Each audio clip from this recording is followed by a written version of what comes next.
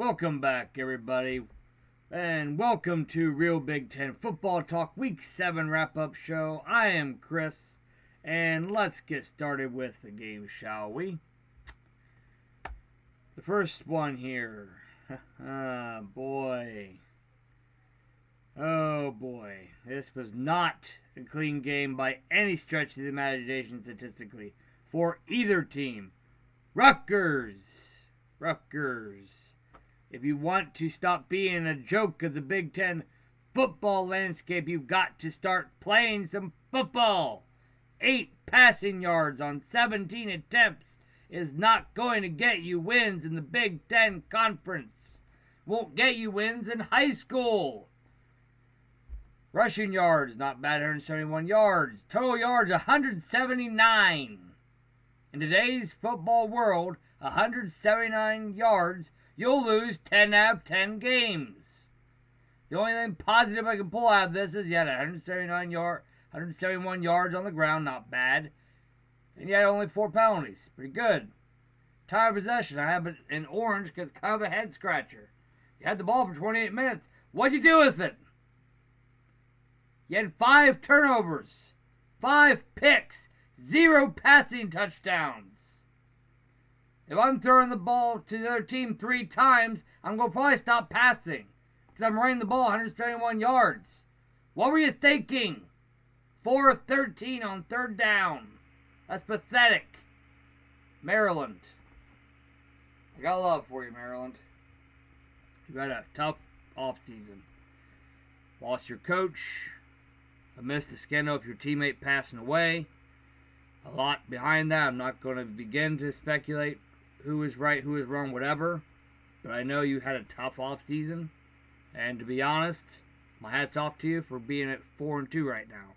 Honestly, I thought you'd be 0-6 at this point in the season. Maybe 1-5. 4-2, that's pretty good, but with 9 penalties for 85 yards, only 85 yards passing, and 16 first downs, you're going to play better than that when you're playing against the tougher opponents of the Big Ten. You've still got Ohio State, still got Penn State, and I think you've still got Michigan State all ahead of you. If you play like this against those 3 teams, you're going to probably lose, Maryland. So you got to keep that in mind going forward. But why did Maryland win this game? Because Rutgers played awful. They had 5 turnovers, and I think that's enough said. Rutgers had 5 turnovers to Maryland's 1. That is usually why you lose games, when you have 5 turnovers. 5 picks and 0 passing touchdowns. That's why you lose, is why Maryland won. Good job, Maryland. You are 4-2 moving forward.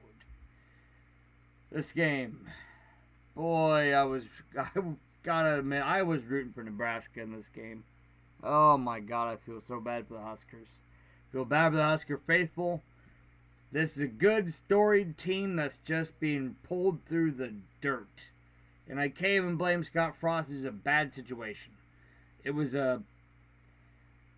I thought Nebraska would struggle a little bit. I mean, Tommy Armstrong going to graduating. A lot of people missing off the defense and offense. But 0-6. 0-6 Nebraska. Boy. And you've had some tough games. Ball rights should at least be 2-4 right now. Tough one this week against Northwestern. Last week you almost beat, I believe, Michigan State. You're in there, and the stats show it. But the stats also show why you lost that close game. You had 44% 3rd down converting. That's not bad. 231 yards on the ground. You're looking more like the Nebraska teams of old, way back when they used to run the triple option running attack. 251 yards to the air. It's definitely a caution moving forward. 1 passing touchdown to 2 picks. Not great, especially not when you're playing a close game. 482 yards or total offense is not bad. Nebraska is definitely an improvement, and you can use that as a stepping stone moving forward. But 9 penalties for 89 yards. 3 turnovers. You slide the slight advantage in time of possession, but when you have 3 turnovers, 9 penalties, you're not going to win very many of those games. Northwestern, pretty solid, honestly. I mean, 30 first downs, 44% third down percentage for you as well is definitely not horrible. But 32 rushing yards on 23 attempts. He had 455 passing yards. What are you, a air raid offense? No, you're not. You got to have some balance moving forward or you will lose more games. 3-3 is pretty good, and I knew you were a good team starting off the year. Both you and Purdue are better than people give you credit for. You both just struggled down the stretch in close games. You won this one. It's good on you. 41 out of 65. The reason why I've gotten orange is, yeah, it's good. Yeah, it's efficient. But you really need to be a little more balanced. My goodness, it's good that you're able to get that kind of production out of your quarterback, but he still threw 3 touchdowns but 2 picks. You got to try to establish some sort of rushing game moving forward because you are in the Big Ten. You're not in the Big 12. You can throw the ball all over the place and still win games. You got to be able to run the football too, so I would be leery of that moving forward if I'm Northwestern. 487 total yards. Both defenses kind of stunk as far as holding offenses to yards in this game. 1 penalty for 5 yards. That's about as close to perfect as you can get, discipline-wise, for Northwestern. 2 turnovers, though. Again, it's caution. Not exactly in the red. It's not awful, but 2 turnovers. You're going to want to try to clean that up moving forward when you're playing against your tougher opponents moving forward. Time of possession, they're both pretty equal. But the reason why Northwestern won this game, for one, in overtime, Nebraska sailed for 3. Northwestern got 6. That's literally why you won. But leading up to why it was so close in the first place, Nebraska had you on the ropes. But Nebraska shot themselves in the foot, and you capitalized. So good on you, Northwestern. Nebraska, I do feel bad for you. Like I said last week, I remember the black shirts of old. I remember the good quarterbacks you had. Scott Frost, of course, your coach. Tommy Frazier, another great quarterback. Eric Crouch. The list goes on of the good quarterbacks Nebraska has had. Adrian Martinez, you're not awful, but something's got to change somewhere with Nebraska. You got to get a defense. You got to be able to pass the ball more efficiently, and you got to clean up the penalties. Those penalties are what's killing you this year, in my opinion. Too many, giving up too many yards, or throwing away too many yards, because you can't even say you're giving that to the opposing team. You're just throwing away fruitless yards that could be used for your offense or defense, whatever the case may be. So Nebraska, clean up the penalties. You're solid, but you got to clean up the penalties to win games this year. Northwestern, good job. You won because you took advantage of Nebraska's miscues.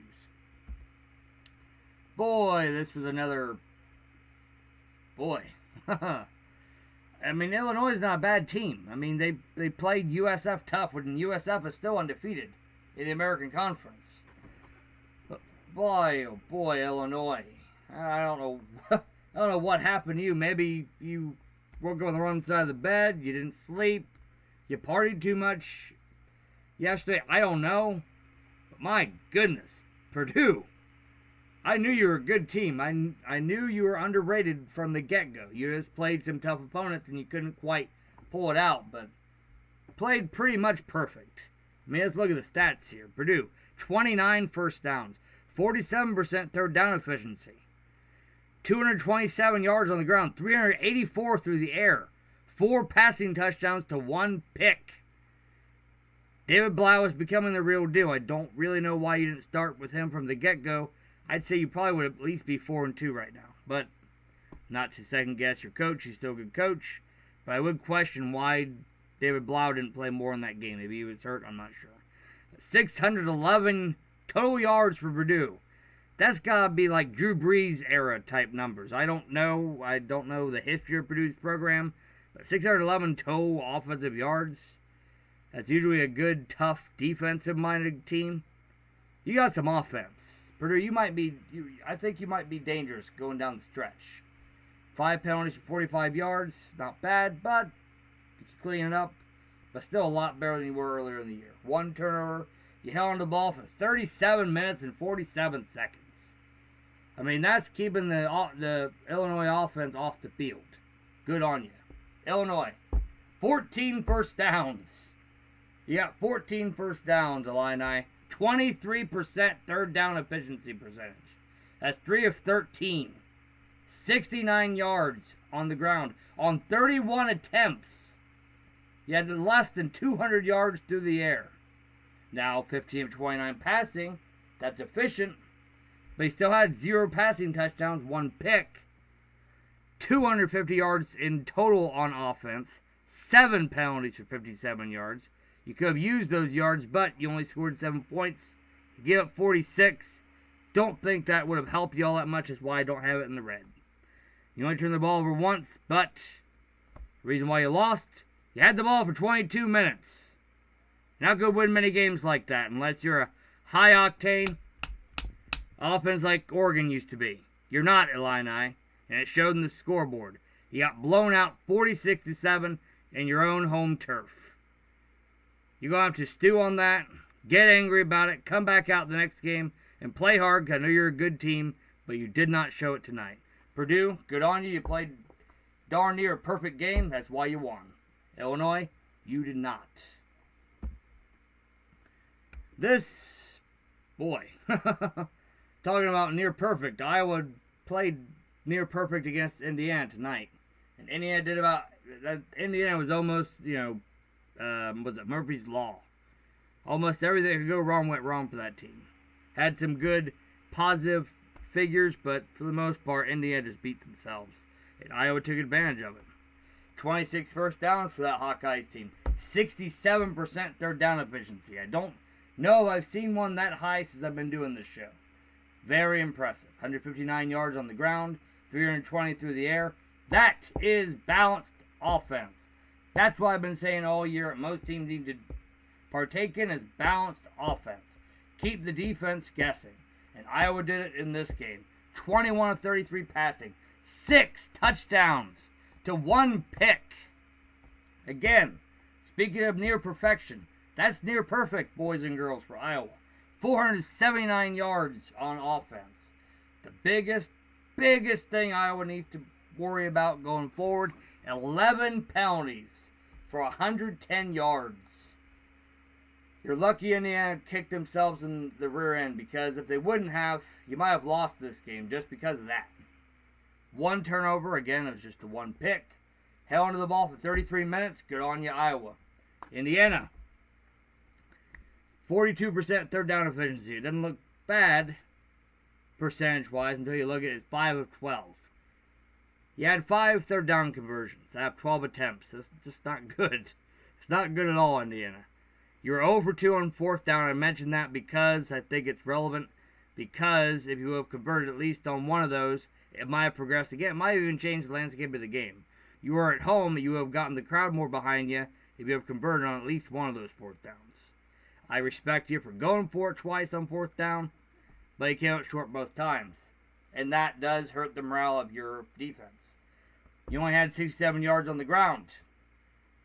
Any team in the Big Ten that has less than 100 yards rushing, I have to question. That's why it's in red.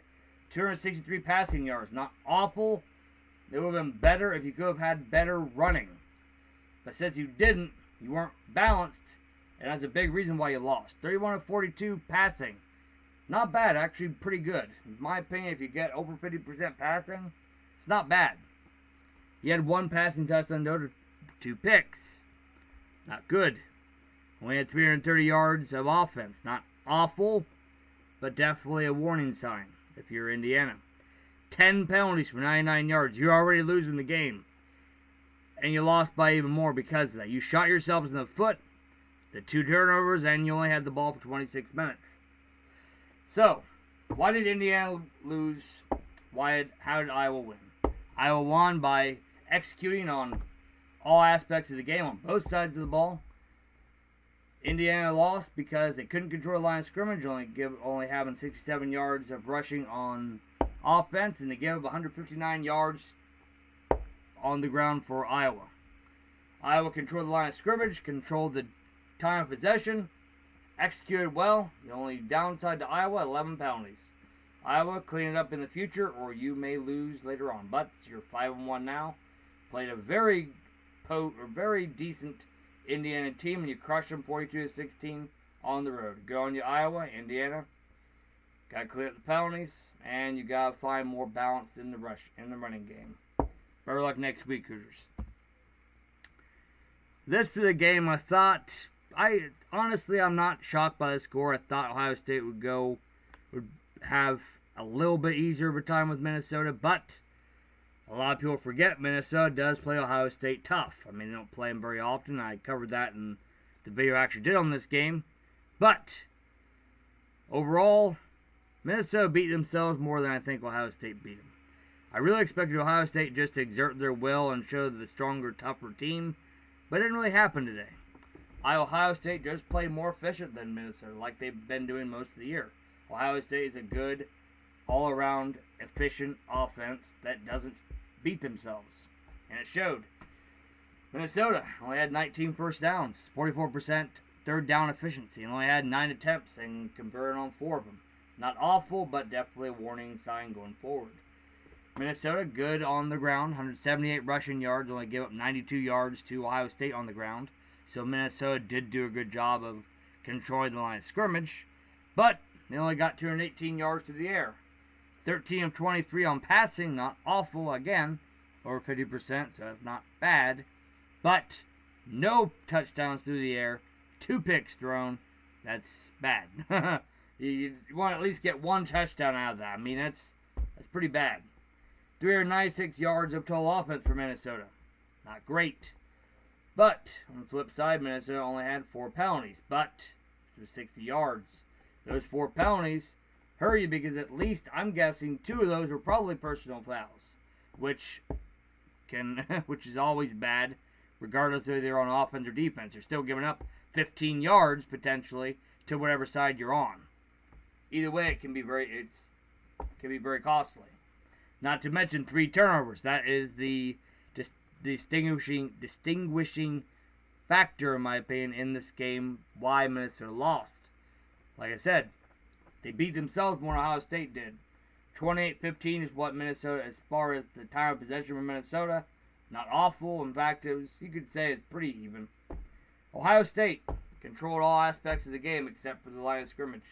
92 yards on the ground. That is a dangerous sign moving forward. Considering you're playing against a comparatively weaker opponent, you got to clean it up if you're Ohio State. 6 of 14 on third downs. Again, warning sign, you are going up against a lesser opponent. No offense, Gopher fans. But, statistically, Ohio State should have won this game by more, and they should have dominated the game more on all sides. But, they did well. 412 yards through the air. Once again, Dwayne Haskins carries his Buckeye team to a victory. 3 passing touchdowns, no picks thrown. 504 total yards. Only 5 penalties this week, and like I said last week, Ohio State needs to clean up the penalties. They have, and it showed in the victory. No turnovers. Held on to the ball longer than Minnesota. Why did Ohio State win? Because Minnesota beat themselves, and Ohio State took advantage of it. Good win, Buckeyes. Minnesota. Got to clean up the turnovers going forward. And you've got to have better success through the air. Got to reduce the picks. But, good try, Minnesota. You played well, but you were going up against a juggernaut, and it showed. Buckeyes, good game. This was a game that I was actually trying to watch in between the LSU Georgia game. Honestly, a very good game, a very well-played game. I really expected Penn State to win this one. But Michigan State has shown that they somehow found a way to win. They haven't done that very well this year against good opponents, but they did in this game. Why did Michigan State win? Well, they had 25 first downs versus Penn State's 14 first downs. You're number 8 in the country. You almost beat Ohio State 2 weeks ago. And you had 14 first downs. Now you can make the case, well, Penn State was tired. It was an emotional game 2 weeks ago in Happy Valley. It's a whiteout game. They're hungover. Well, you had 2 weeks to get over it. You had 2 weeks to prepare for, to be honest, kind of a head-scratching Michigan State team. I didn't really know who they were. I don't think they knew who they were at that point. You had 2 weeks to prepare Penn State. There's no excuse for that. 14 first downs. Neither team did well on third down. 5 of 19 for Michigan State, 3 of 14 for Penn State. Penn State did a better job of controlling the line of scrimmage, 205 yards on the ground, but Trace McSorley only had 192 yards through the air. Michigan State turned 95 passing yards. Not awful, but not great either. I can't. It was okay and it was good enough to win. But you want to have, if you only have 123 rushing yards, you want to at least get 300 passing yards. I mean, consistently. To be a good, all-around balanced team, you want to at least be able to throw the ball for 300 yards if you only run for 123 yards. 25 of 53 passing collectively for Michigan State. Not great. That's why I say it's yellow, but you still won, so I can't say it's red, but it was under 50%. 2 passing touchdowns to 1 pick thrown. That's a good job of not being yourself, Sparty.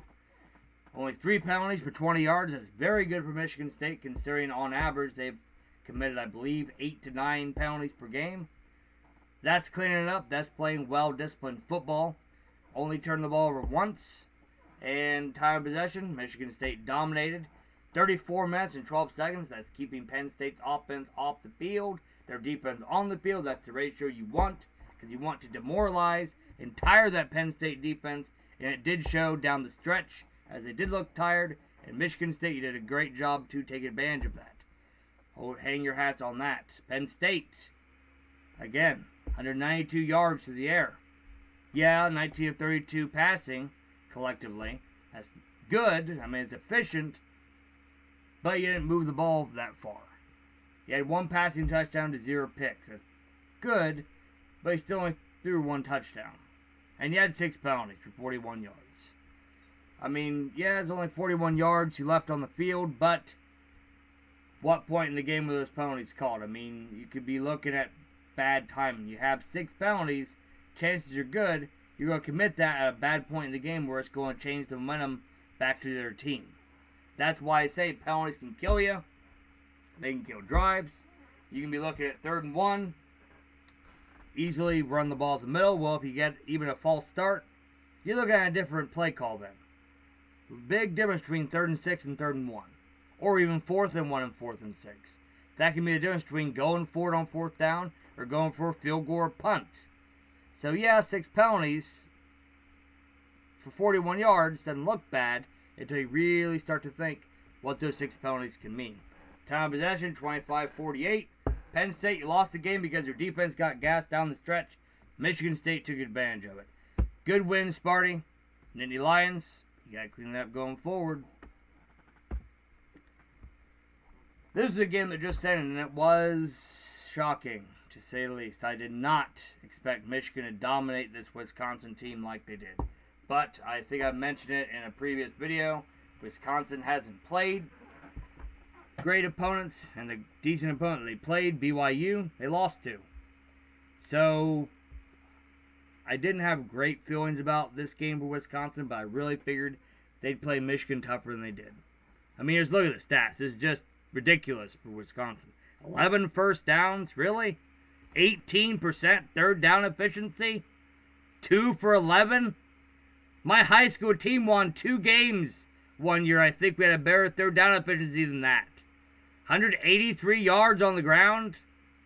I mean, yeah, if you're, say, Texas Tech or something, where you rely more on the pass, 183 rushing yards is pretty good. You Wisconsin! How many running backs have you had that are probably going to go to the College Football Hall of Fame someday? I mean, shoot, Ron Dane, James White, John Clay. I can't think of all of them, but you've had great running backs. You had 183 rushing yards. Yeah, you're going up against a good rushing defense, but that's your game. 183 yards on the ground is unacceptable if you're Wisconsin. 100 yards through the air? I mean, Hornibrook didn't. He just looked like he looked like a freshman out there. He looked like a true freshman in his first start playing against Alabama or something. It's 7 of 20 for passing, 1 touchdown, 2 picks. You had 283 yards of offense. The only positive I can pull out of this Wisconsin. You had 3 penalties for 30 yards. That's good, but you did nothing on offense. Nothing on offense. Your defense is on the field 37 minutes and 1 second. That's why they gave up 38 points, because they were tired. Your offense killed your defense, Wisconsin. Because you couldn't hold on to the ball. You couldn't convert on 3rd down, and you couldn't score points. And you turned the ball over twice. Michigan. What can I say? Almost perfect. Your one downside is you only had 124 yards passing. But when you have 320 yards rushing, who really needs to pass? You had a rushing performance of a service academy, who they only averaged 11 passes per game anyway. 14 of 21. Shea Patterson was very efficient. He had no touchdowns, but he had no picks thrown. He was a good game manager. And sometimes that's all you need. If you're running the ball like you did, all you need is a good game manager if you're Shea Patterson. Or I mean, you're Michigan. 21 first downs, 44% 3rd down efficiency. Not great, but not bad. 444 total offense. Again, very good. You only had the one penalty. It was I think it was the unsportsmanlike penalty late in the game for 15 yards. That's it. No turnovers, and you had the ball for 37 minutes and 1 second. Your defense is only on the field for 22 minutes. Your defense is basically on the field for less than half the game. Michigan, you're going to win a lot of games if you only have to have your defense on the field for 22 minutes. And that's a tough defense you got. You give 183 rushing yards to one of the best, probably the best running offense statistically, historically in the Big Ten in Wisconsin. And I don't care who you played, you only gave up 100 yards passing. And the kid threw the ball 20 times, so it wasn't like they weren't trying to throw the ball. Michigan, you played almost perfect, and it showed. Why you won, you kept your defense off the field, and you kept your offense on the field. That's why you won. And, of course, because you ran the ball for 320 yards. Good win, Wolverines. Wisconsin. You got to figure out where you're at, who you are, and who you want to be moving forward. That's all I got to say. 22 minutes and 59 minutes of time possession isn't going to cut it. You got to figure it out, Wisconsin, moving forward. And that is, yeah, I almost said that's the game. That is the show for this week. I do hope you enjoyed the games. Hopefully you enjoyed this video. I do appreciate the views. Once again, if you did like it, please hit that like button. Hit the subscribe button if you like my content. Please share it with your friends if you haven't already. And please hit the dislike button if you didn't like what I said, if you didn't like my pronunciation, if you didn't like how I crushed your team, so to speak. If you just don't like how I sound, please let me know in the comment section. If you do hit dislike, let me know why you don't like the video so I can improve it moving forward. Again, thank you for watching. Enjoy your week, and looking forward to week 8 of the college football season. Until then, bye guys.